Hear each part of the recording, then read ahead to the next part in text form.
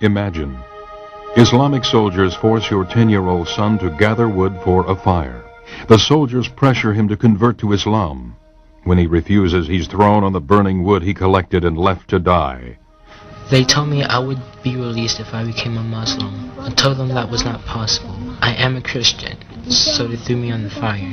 Your son escapes, but the scars remain, a reminder of his sacrifice. Imagine. Your teenage daughter goes to Bible camp. On the second day, the students are attacked. One of the attackers secures her hands behind her back, while another holds a piece of broken glass to her stomach. She's told to deny Christ. I did not answer him, so he pressed the glass harder against me. Do you believe your God can help you? He asked. Gripped with fear, she cries out, "Help me, Lord, I do not want to deny you." Imagine. Your pastor has refused to register his church with the government. During the service, he's dragged from the church and beaten by the local police. When the officers find a Bible hidden in his shirt, he's beaten with it. After returning home, I felt pain all over my body. It was almost numb at the beginning, but later became so painful that I could not sleep. It is the 5th time he's been arrested. If he's caught again, the police say they will kill him. Every day, thousands of Christians are persecuted for their faith. Hundreds are martyred, about one every 3 minutes.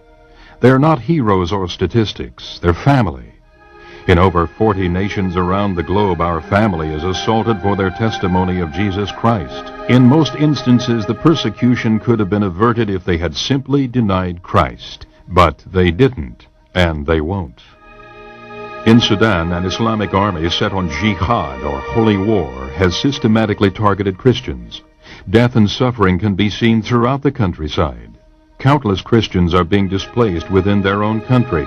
Fleeing from persecution, they've lost everything, often arriving at refugee camps with nothing more than the clothes on their backs. In spite of heavy persecution, the church in Sudan continues growing at astonishing rates. Many of the believers bear the scars of their faith, but they also bear a testimony to God's faithfulness. Over 500 churches have been destroyed in Indonesia. On the island of Ambon, Christians have been massacred in a so-called religious cleansing by radical Muslims. Facing increased persecution, pastors in Jakarta have encouraged their congregations to stand firm, confident that their suffering is a prelude to coming revival. With the fall of communism in Eastern Europe, many have hailed its defeat, but Christians in North Korea, Vietnam, Laos, or China would disagree. Hmong villagers have been imprisoned in Vietnam and Laos after converting to Christianity. Some have had boiling water poured down their throats for simply possessing a Bible in their own language. The Hmong tribe is the largest in Southeast Asia, numbering 10 million. Meeting secretly in homes, more than 2 million have recently committed their lives to Christ.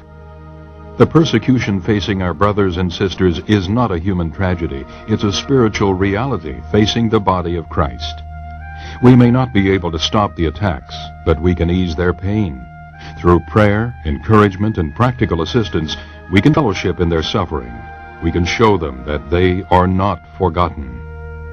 It's hard to ignore their pain after you hear their cries. Pada saat itu benar-benar kita semua teriak Tuhan,